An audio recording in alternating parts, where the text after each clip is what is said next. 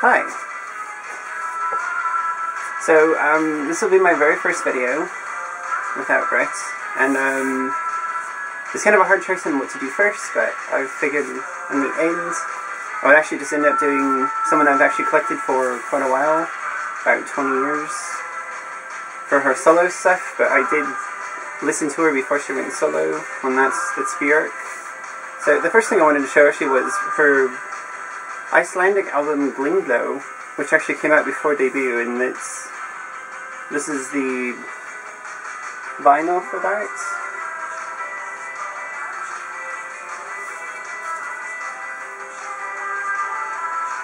This is actually done with her stepdad again. Her first album, when she was 11, was done with her stepdad as well. So then her actual first proper release as Bjork was Debut.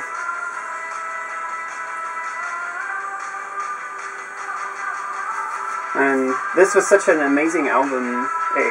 It was almost like a soundtrack, so not one song really was the same, or every song it was completely different. So there was, a lot of harp, some dance, some jazz, and some just kind of synth pop, kind of electronic pop songs. So this is really a unique album, and it was a good start for her to start off with. The first single off of Debut was Human Behavior, and this is the 12-inch, the British 12-inch for Human Behavior.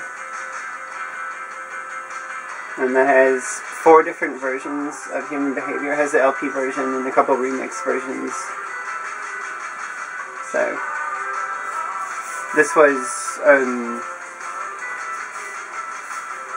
think, the first single I ever bought for the first album. There were so many that came out all at once, that in the US anyway, that came out and they kind of overlapped each other. The second one I bought was this. This is the Big Time Sensuality double 12-inch. And this had a lot of remixes, including some additional mixes for Violently Happy, which was the 3rd single. The first Big Time Sensuality single was actually this one. And this is just Big Time Sensuality. It's just a bunch of remixes. If you bought the CD version, there was 2 parts, and one of them actually had kind of B-sides that were really, short, and more just like flute music, really. They weren't a dance track or anything, so it's kind of more expanding off of the album of not being all one genre of music.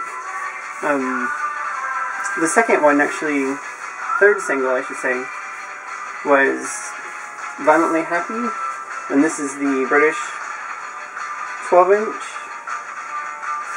and it had mixes by Graham Massey and Fluke, just like all the other remixes. She was, in the early 90s, Bjork actually worked on tracks with Graham Massey, and a lot of the writing on the second album with, like, Army of Me, and some of their songs were actually co-written with Graham Massey, and then also remixed by Graham Massey and produced a little bit. But that is the Violently Happy 12-inch. This is the French 10-inch, and the 10-inch series. There was actually a series of 10-inch records, and they featured remixes that were only on these 10 inches. This one has the Beso Hero Dubbo, which was only on here. These were just for DJs. There's also one for Come To Me and One Day that had ambient remixes, which some of actually ended up on this guy. This is the best picked mixes from Debut for people who don't buy white labels. This is the 12-inch version. This had mixes by for One Day and Come To Me. But this had the 2 mixes pertaining for one day that pertained to the 10-inch version, so this actually was an expansion from the 10-inch collection for people who don't, buy white labels, obviously.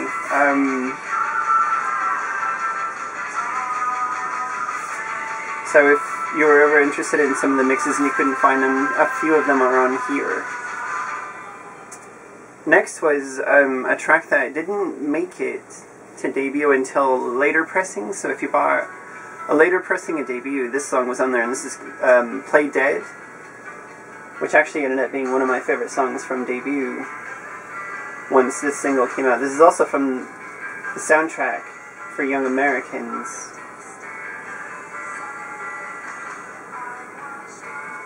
But it came out on CD and vinyl. It also came as one of my favorite things, a 7-inch record.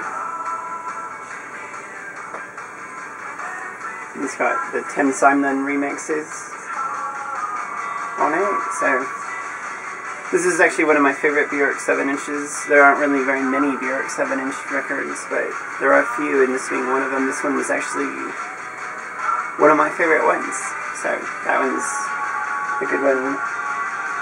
Of course, the other night, me and Brett were out having some Thai food, and we decided we'd go to the record store afterwards. And I found a couple jazz records that I've been looking for a few years now, and one of them being Stan Getz with Charlie Bird. This is Jazz Samba. It's a kind of a cool gatefold record. So I've been looking for that one for a while. This one is one of my favorite Getz records that I've actually been looking for quite a while. I have the remastered CD version, but it's just not quite the same as this version, and I finally got the Getz Gilberto 12-inch. It says Girl from Ipanema, and it's a gatefold. So I have a few friends that might be kind of jealous that I got one of these. They'd also been looking for it, and it was actually really cheap to get it, but I would have paid a lot more than I did pay for this guy. So it's in great shape, sounds great, it's in pretty good shape. There's a bit of a sleeve coming apart on the top, but that's not really a huge deal. At this point, just to have one was amazing enough. So, those are the first records I wanted to show for my first video. I'd like to do another one in the next couple of days for Bjork's Post album, and then I'll do those in a series of other Bjork albums in their entirety. There's actually, I have quite a few Bjork CDs. I think I have a little over 240 Bjork CDs, which I might show some of those, but mostly I wanted to focus on, my vinyl and that. So, thanks. So just as a little extra, I would like to show some of the records that I got for Christmas. There's just a couple of them. One of them that I got from my mom was actually, this is actually kind of funny because it's Belle and Sebastian, Jonathan David. And I have the CD version, but I've always wanted the 7-inch. There's other Belle and Sebastian 7-inches out there. I'm sure I'll track them down someday. A couple more that I got actually were from Brett during Christmas. He wrapped them in a 12x12 box to kind of throw me off, and then when I opened it, it was actually the Pointer Sisters. Was kind of a decoy, but I thought I'd show it anyways because it was funny how he tricked me. But he actually got me the limited blue vinyl Common Burn for Mazzy Star. This has a very pale blue vinyl, which is very cool. So thanks to Brett for that. He also got me, being that I'm really into like noise pop and shoegaze and, you know, British indie pop and whatnot, he got me the Ravenettes from Denmark. And it says Into the Light. It's got 2 7-inch records in there. So it's very cool, you know, for someone like myself who's very into collecting 7-inch vinyl. These are definitely valuable to my collection.